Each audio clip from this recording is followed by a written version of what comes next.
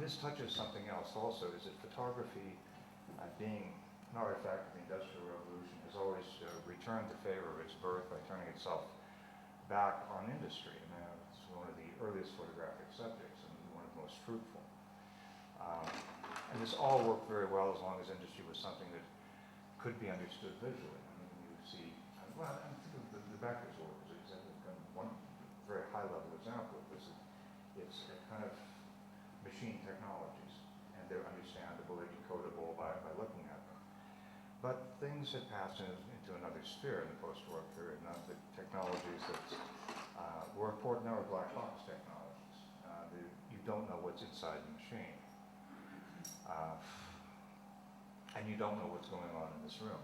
You know that it is a 10 years old version of what appears to be a very large mainframe area. But what is it doing? Is this programming the French nuclear response force, or is this sorting orders for a mail order catalog? Or,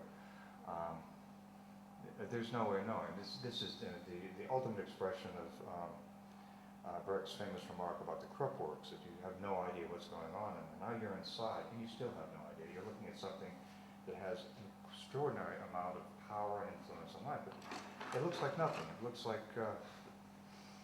tape recorders, it looks like a refrigerator shower. And yet this is where the important work of the world is being done.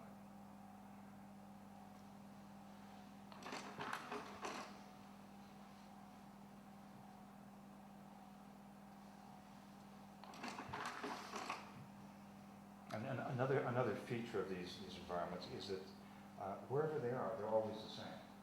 There's certain technical requirements that are made. This kind of flooring, which is 50 centimeter flooring, is held off the subfloor by 50 centimeters so wires can pass. There's always fluorescent strip lighting to give an even light. It's impossible. Unless you look at signage, it's impossible to know what country you're in. Sometimes even then it's impossible because the signage will all be in English anyway.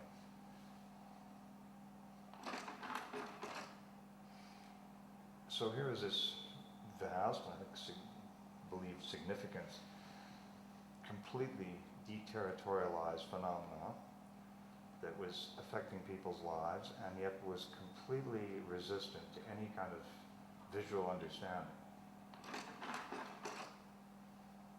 I mean, there is nothing in these photographs that would contribute at all to your understanding what's important about computers. Everything that's important is invisible. Everything that's visible is trivial.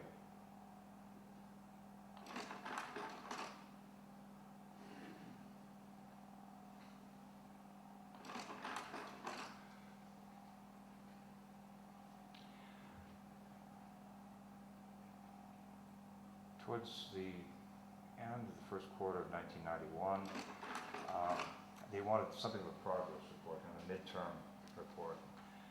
And in order, I mean, this suited my ambitions fine, but also to further the interest in their institution, their projects. Rather than doing this in Nord-Pas-de-Calais, we were able to do a small exhibition at the Centre Pompidou.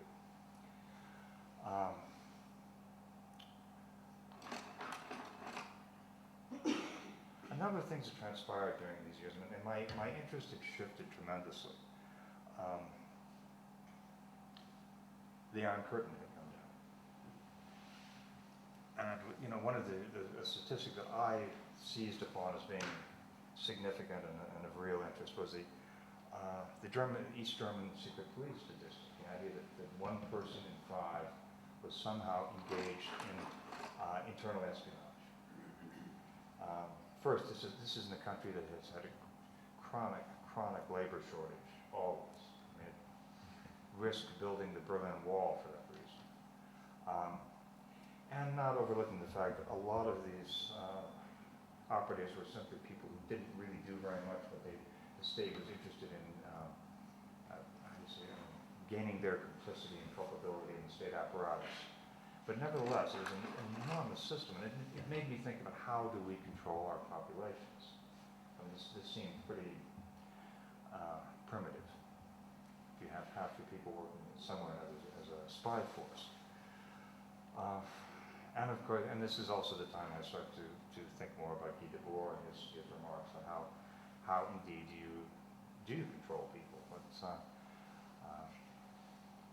If all of these, I mean imagine these very ill-intentioned regimes of the 20th century, Stalinism and Hitlerism, were really very primitive and very low-tech. There never was a high-tech totalitarian state, unless we live in one now, which is another possibility, and one that Debord sensitizes you to, I think. And the way that state functions is surveillance and spectacle. The population is watched, is listened